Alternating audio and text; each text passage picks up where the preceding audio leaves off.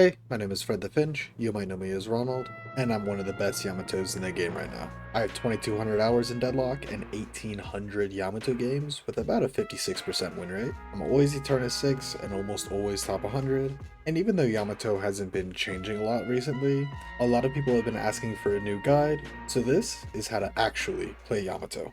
Just one quick disclaimer before we get into the video. I only play Spirit Yamato. I have never, and I probably will never play Gun Yamato.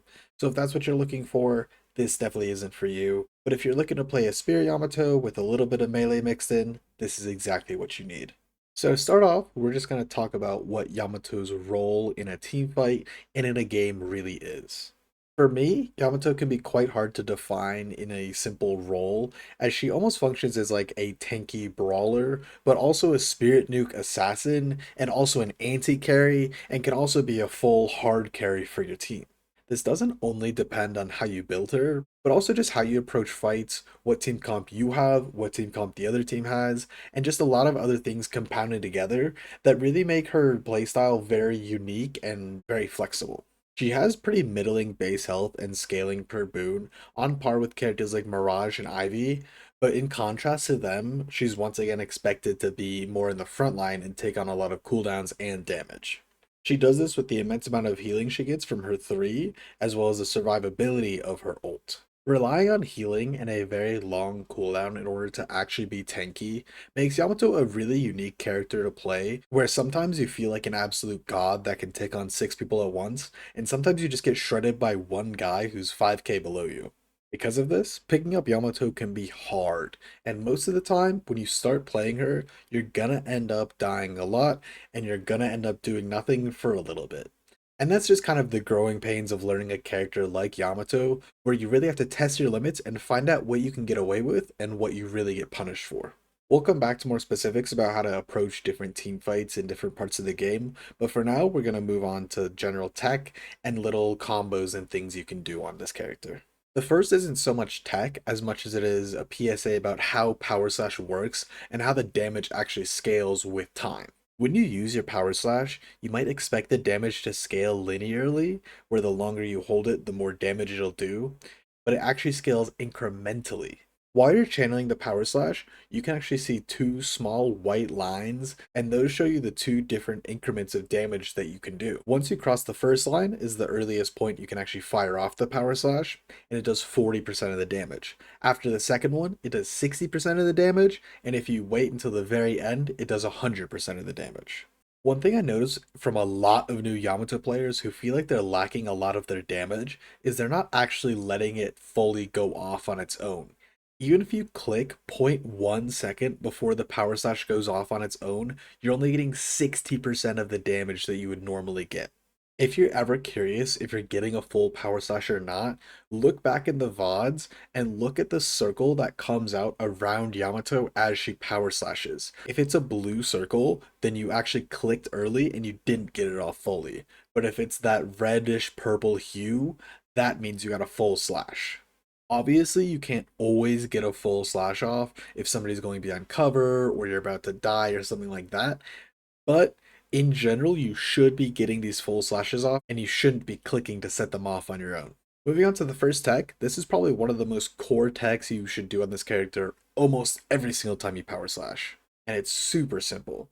Basically, just press dash and then press your 1 immediately after. Instead of standing completely still while you channel, you'll be moving for most of the time and then only stop at the end before you hit the slash. This is super simple and just takes a little bit of muscle memory, and the only real problem you might run into is if you're pressing your slide button before you press your slash. It's just shift and 1. That's all you have to press. You can also do the same momentum conservation off of a zip line. If you're ziplining, simply press crouch to come off of it, and then either dash into your slash or just slash, and you'll keep your momentum going forward and it'll go super far. The one thing to make sure with this one is that you're crouching off the zip line and not jumping off of it. The next tech I just call grapple jumping. When you grapple somebody, if you double jump at the end of it, depending on how much momentum you have at the end of your grapple, you can go anywhere from kind of far and get behind them, or launch yourself across the map at light speed.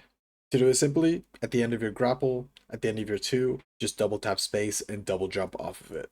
And then, as a simple rule of thumb for how much momentum you'll have at the end of your grapple, the further the person has moved from the point that you grappled them, the faster you're gonna be at the end of it.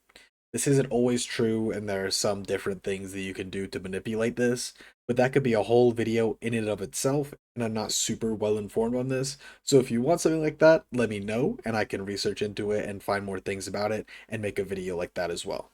And if you want more educational content like this, you can sub, you can like this video, leave a comment, let me know what you want me to do next. Join my Discord and let me know what you want me to do, or even come into my live streams. I stream almost every day, both on Twitch and YouTube. And moving into our next tech, the Mantle Slash. This one can be kind of niche, but it's super fun when you get to use it. While you're charging your Power Slash, you can actually mantle up small walls and small boxes. You do this by simply holding W in space against the mantleable object while you're charging your Power Slash. You can also dash into this into a dash mantle slash, which is also super fun to pull off. That's the last of our simple tech, and now we'll move into combos. Now, if you've asked me about Yamato combos before, you might know that I always say that Yamato doesn't have a combo. This is true in the way where she doesn't just have a bread and butter combo, and every time you walk up to somebody, you press the same sequence of buttons and they die. A prime example of a character like that would just be Calico. Instead of that, Yamato kind of has micro combos that she strings together in order to create what she needs in every situation. If you play fighting games, you could think of something like Calico, like more like a Tekken string, where you have a predetermined set of buttons that you press, and then it gets it done. Yamato is more akin to Street Fighter, where you just have simple attacks that you string together on your own. The first simple thing to get used to when you play Yamato is constantly getting out alt fires in between your abilities. While Yamato's gun doesn't do a particularly large amount of damage, especially in the mid and the late game, sending out alt fires will allow you to keep up an extra little bit of damage in between every single ability press, as well as proc some other items if you have them. So pretty much anytime you use Power Slash, you just right click Power Slash. Anytime you grapple, right click Grapple, right click Light Melee, right click Ult. Pretty much anything you press, just right click. And especially in the late game, you're gonna have like 50 ammo, so you'll never run out of these and you can just spam it. Another super important part of Yamato's damage that is kind of ignored by a lot of people is simply getting out melees. Melees can proc super strong items like Spirit Snatch or Life Strike, but they also just do a lot of damage. Yamato's actually the character with the highest base melee damage in the game, so if you're not getting melees out on her, you're really doing yourself a disservice. Obviously, you need to be careful about getting parried and throwing out too many, but in your ult, you actually don't get stunned from parries, so you don't have to be as scared of those. And as long as you're not spamming them, a lot of the time people just won't parry. And of course, you can mix in both light and heavy melees between all of these things. Another small combo is just grappling right out of your ult. When you use your ult, a lot of people are going to be running away and trying to break LOS, but you can actually grapple deceptively early in the ult animation. They changed how quickly you're actually able to use abilities and move a while ago, but they didn't change the animation of Yamato's ult, so you can still grapple while she's in the middle of that. So it's good to keep in mind that you can press it way earlier than it looks. Another small and a little bit more advanced thing you might want to think about when you're playing Yamato is just how and when you're applying your slows. A lot of Yamato's kit, as well as her common items, have slows applied to them, and if you want to get the most value out of them, you might want to spread them out a little bit. Things like Power Slash, Grapple, Cold Front, and Life Strike all have slows attached to them.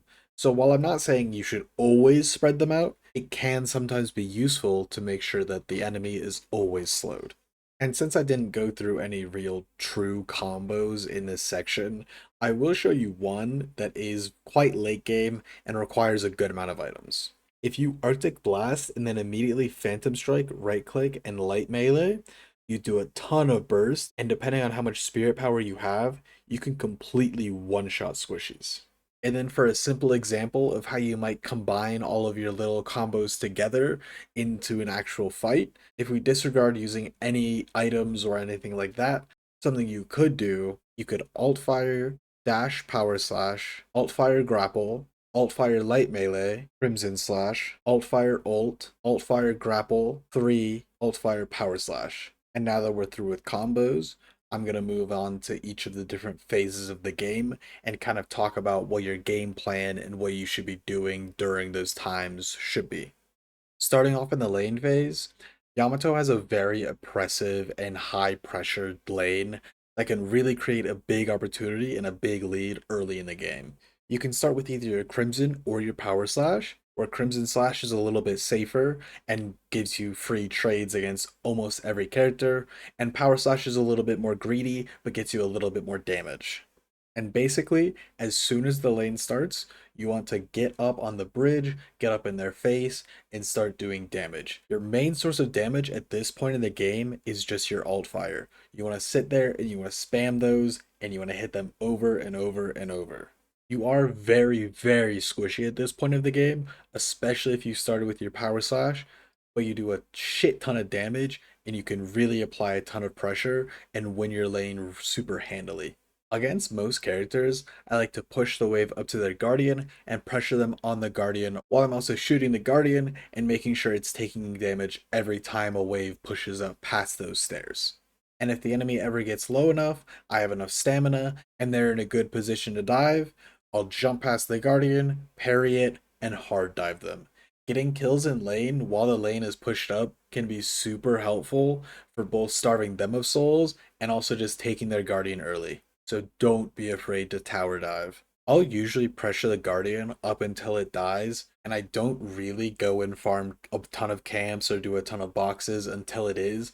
But in some lanes, when you get stalled out, or if you just have to heal and chill for a little bit, doing a box run or doing a quick camp also keeps you up in souls and will always keep you ahead.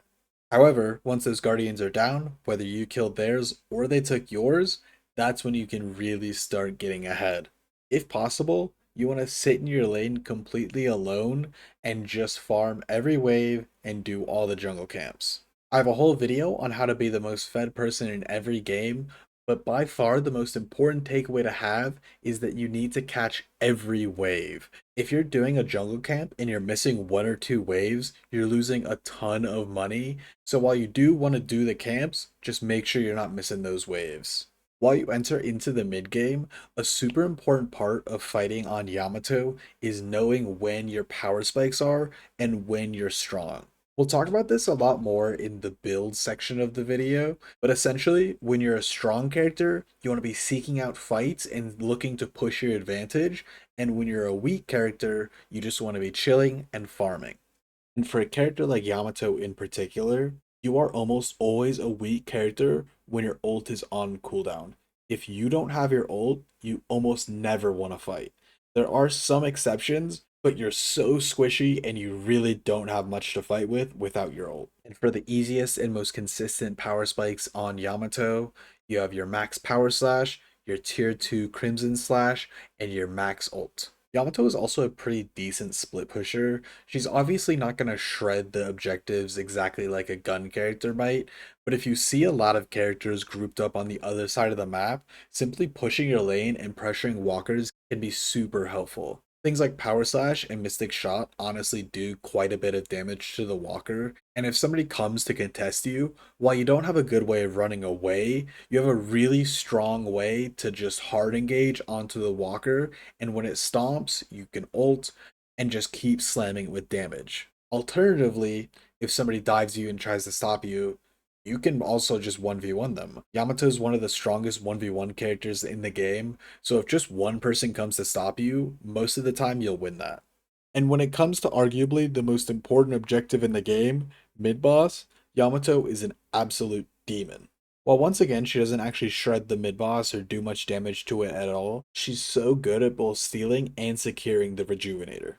While she can technically still be parried while she's in her ult, she doesn't get stunned from those parries, so she can both keep punching or she can go to parrying.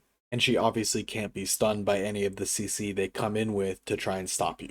It is important to keep in mind that if you are parried, you will not get the crystal, so just punching over and over into parries doesn't do anything. Stealing and fighting for Rejuve can honestly be another whole video on its own, So I don't want to spend too much time going into all of the different strategies and all of the different things that go down in that mid-boss pit. So I'll just go through the most common things I do when I'm securing and when I'm stealing. When I'm securing, if I think multiple people from the other team are going to come and try to steal, or they have a very strong ult to steal, I'll commit my ult to securing. Almost always, I'll be the first to punch, and then if I get parried in that punch, then I'll parry next. After that, I usually just start spamming punches until I get it, but that obviously does change depending on the circumstances.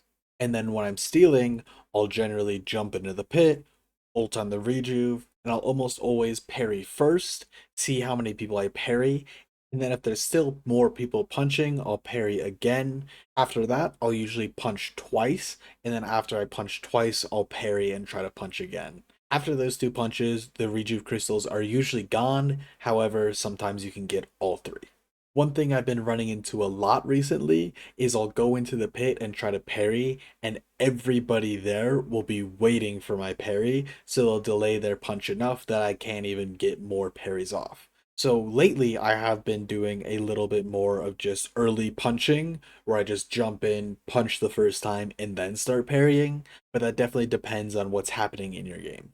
As you progress into the end game and real team fights are starting to break out consistently, that's really when Yamato has a much more flexible playstyle and can really depend on the game you're in. However, there are almost always consistent things that you can try to do that will net the most value the most amount of time. As team fights approach, try to think of where they're going to break out and how you can position yourself to be in a good spot to be able to dive the squishies and kill off anybody who's out of position. If you think about your kit, you're a very close range character that has only one piece of movement on a pretty long cooldown. So you almost never want to engage with your grapple, and you want to use it more as a chase rather than an engagement. So set yourself in a good off angle or a nice position where you can really get into the team fight without committing that grapple. You should already know who your primary target is and who you can really burst down.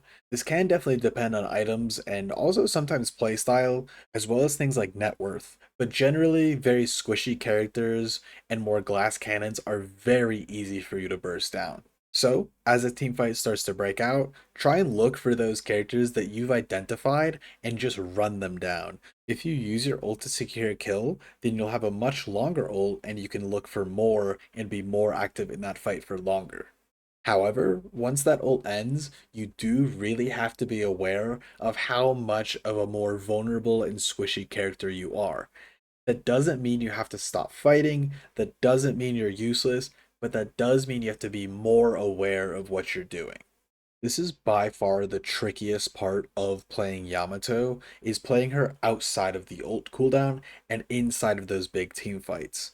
A lot of the time you kind of want to be diving in and out of the fight, just skimping along the edges as you power slash and grapple and maybe take out somebody, and then dive out for a second and return back once you have your cooldowns. Sometimes you can still just keep running people down, but most of the time you kind of have to play a little bit of a cat and mouse game with your cooldowns as you re-engage and disengage. Just remember that when you're starting to learn Yamato, and even when you're quite comfortable on Yamato, you're gonna make mistakes and you're gonna get punished for it. But just know, if you never push that limit, you would never know what you're capable of and what you're not. It's much easier to rein back somebody who's being too aggressive rather than to make somebody who's too passive start being aggressive. So don't be afraid to get in there. And now I'm going to talk about building Yamato, but it might not be in the way that you're used to. I do have a published Yamato build, and I'll put the build and the ID up on the screen as well as in the description. However, that's not what I want to talk about. Rather than just showing you what I run and telling you to use it, I'm going to talk about why I build things and my thought process behind them. The first thing I think about when I'm making any build is the core items, the items I absolutely need in the build. For me, on Yamato, the core items are Torment Pulse, Spirit Snatch, Healbane, Superior Cooldown, and kind of Tank Buster. Items like Mystic Shot, Life Strike, and Boundless Spirit, as well as Cold Front, can fit into that category, but I don't think they quite do. These core items are items I'm always going to build unless they get absolutely butchered. After that, I'm going to think about what purpose the items serve in the build and what they really accomplish. Items like Cold Front, Mystic Shot, and Torment Pulse are pretty good early game power spikes that will give you a lot of power then, while items like Spirit Snatch, Superior Cooldown, and Tank Buster are more mid to late game items that are going to give you more value in that part of the game rather than rushing them. And finally, I'm going to think about my power spikes. I talked about this earlier, but this is one of the most important things when you're building and when you're playing the game. Power spikes both happen at ability upgrades as well as item purchases. When you buy an item that's more expensive than the average item you buy at that point in the game, you're gonna be a very strong character and you're gonna have a lot more stats than everybody else. This is also true when you hit a strong spike in your ability upgrades. For example, if I fight with 2 AP in my power slash and 4 AP ready to spend, I'm much weaker than 100 souls later when I get my max power slash and I'm doing 200 more damage per slash. So, I like to keep these power spikes together. I want to hit a power spike in my abilities at the same time as an item. A good example in my build is my first tier 3, I get at 7.2k, which is about the same time you get your max power slash at.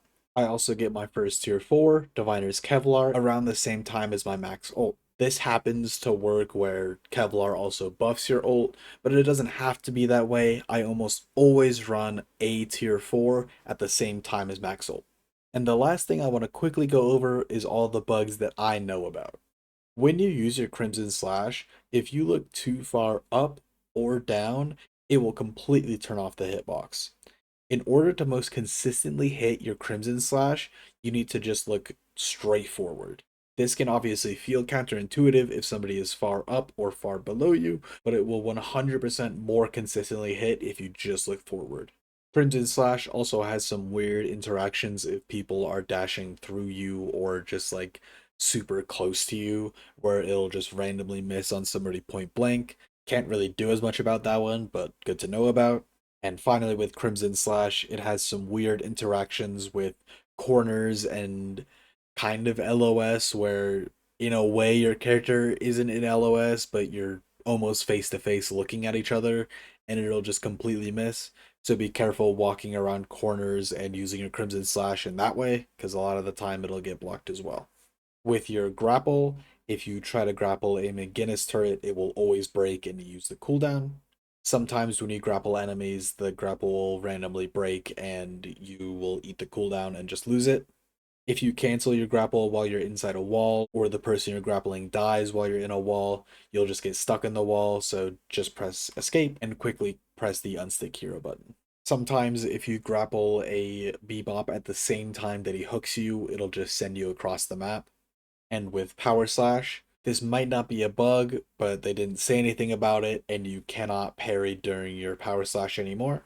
Power Slash is also quite inconsistent when people are dashing around corners, or if they're dashing behind a corner, even if you let it go while they're in LOS, it can miss. I find a lot of the time if I'm just slashing down a staircase, if they're at the bottom of it, it just misses. And Power Slash no longer pierces walkers, so if somebody's standing behind a walker leg, then your Power Slash will not hit them. And then if you Power Slash at the end of your ult, if your slash doesn't go off by the time your ult ends, it will forget that it's supposed to slash quickly and just kind of restart you at the normal speed. So it feels like you're slashing twice, but you're actually only slashing once. And when you ult, if you get CC'd as you press the button to ult, it'll mess up your FOV and you'll be kind of in like fourth, fifth person until you ult again or die. Yamato will also go back to her normal colors sometimes when she's in her ult, and you'll look like you're not in it, even though you still are in your ult. Some CCs also still work on you while you're in Yamato ult. Things like Knockdown will still bring you straight down to the ground and kill all your momentum. Walker Stomps will still fling you up into the air. I believe 7 Lightning Strike during ult still boops you around, and a few others, but some CC will still move you in Yamato ult. And to finish out the bugs, if you ever fight a Paradox and you get Carbine during any of your abilities, it's probably just gonna fuck you. It's going to make your power slash cooldown get eaten. It's going to give you an earthquake when you press your 3. It's going to make your grapple send you across the map. If something happens when you're fighting a paradox, it's just how the game works. That brings us to the end of our Yamato guide. If you enjoyed and learned something, once again, please sub, leave a like, leave a comment. If you have any questions, feel free to ask in the comments in my Discord or in any of my streams, either on Twitch or on YouTube. I appreciate you, and I'll see you all next time.